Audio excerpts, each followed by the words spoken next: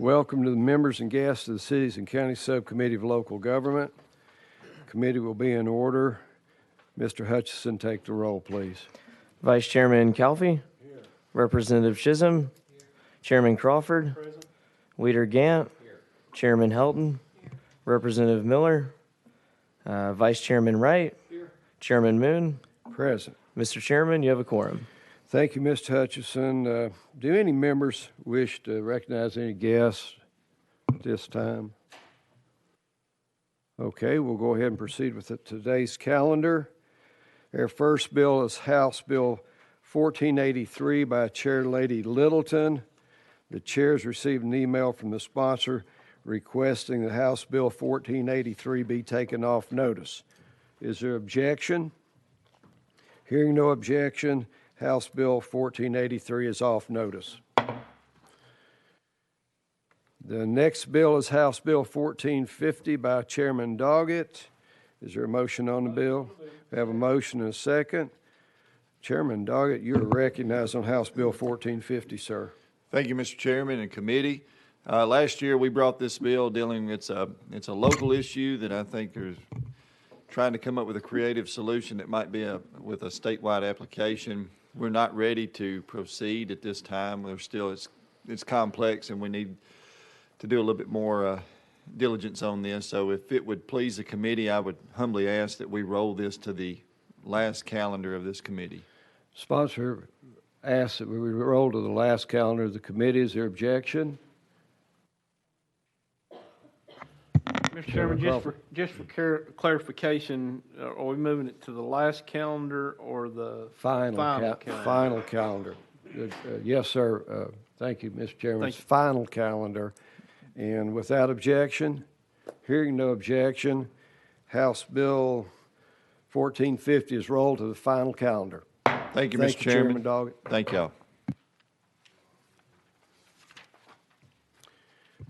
Next bill on the calendar is House Bill 335 by Chairman Hicks. I don't see Chairman Hicks in the committee.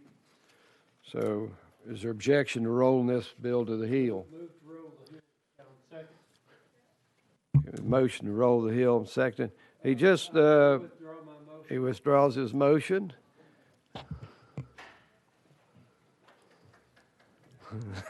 Chairman Hicks, you are recognized on House Bill 335, sir.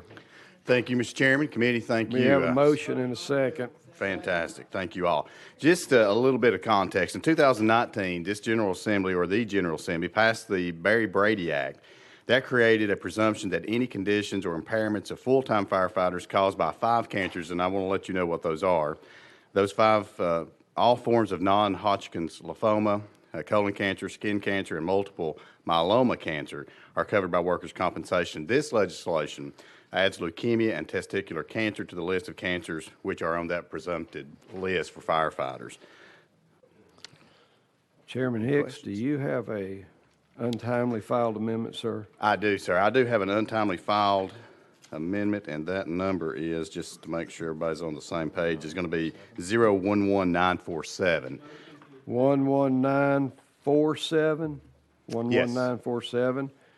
Chairman Crawford? I make a motion that we take up the untimely. Have a motion taken up. We have a motion and a second. This is a technical amendment. Are the members ready for the question? All in favor of considering the untimely, say aye. Aye. Opposed, say no. The ayes prevail. Now we're on the amendment 11947. We have a motion on the amendment. We have a motion and a second. Chairman Hicks, you're recognized on the untimely, sir. Thank you, Mr. Chairman and members. And Mr. Chairman, this simply changes and corrects the effective date to July 1st, 2022. Are the members ready for the question? We're voting on the amendment, changing the effective date. All in favor say aye. Aye. Opposed say no. The amendment goes forward. Now we're back on the bill, Mr. Chairman. All right. And members, you've heard the explanation. I stand ready to answer any questions you may have. Members have questions? Question been called. Is there objection to the question? Hearing no objection, we are voting on House Bill 335. All in favor say aye. Aye. Opposed say no. Ayes prevail. Thank you, Chairman Hicks. Thank you, Mr. Chairman and committee. The next bill is House Bill 1677 by Chairman Sibicki. Is there a motion? We have a motion and a second on the bill. Chairman Sibicki, you are recognized. Thank you, Mr. Chairman. We'll be working off an amendment that rewrites the bill. It's drafting code 011829. Is there a motion on Amendment 11829? We have a motion and a second. Chairman Sibicki, you're recognized on the amendment, sir. Thank you, Mr. Chairman. Members, this bill is basically to create better, open, and transparent government and notifications. What it does is it adds a part into the section that has to do with posting on social media in the event that a local county commission cannot find the ability to meet the time requirement necessary by state law on a special called meeting. And so what this does is add some language there, and I'll read it to you, Mr. Chairman, real quickly. It gives a brief explanation. It says, if a notice of a special meeting under this section cannot be obtained in a newspaper on the county or of the county in a manner timely enough to conduct the necessary business of that special meeting, the county legislative body shall provide notice to the public by posting the notice in a location where a member of the community could become aware of such notice and on the county's website if the county has a website. Key point there, though, is it has to be a website that is currently maintained by the county and serviced by the county. Also, including in the contents of the notice a reasonable description of the purpose of the meeting or action being taken, and posting the notice at a time sufficiently in advance of the special meeting in order to give the citizens an opportunity to become aware of and attend the meeting. And most importantly, Mr. Chairman and members, is the county clerk's responsibility is right now, if it's posted in the newspaper, to get that document for future if anybody has a question on whether or not they met the time deadline. This would also apply to the county clerk, that they have to maintain, if something is posted in an emergency to get a special called meeting on the social media page, the county clerk will be responsible for documenting and time stamping when that was for future consideration. Thank you, Chairman Sibicki. We do have a request for testimony. Ms. Deborah Fisher is with us today. If she'll come forward, we'll go out of session.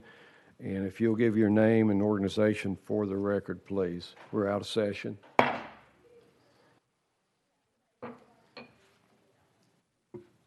Thank you. Thank you, and thank you, Representative Sibicki, for amending the bill. We were concerned that the social media requirement of the original bill was too broad.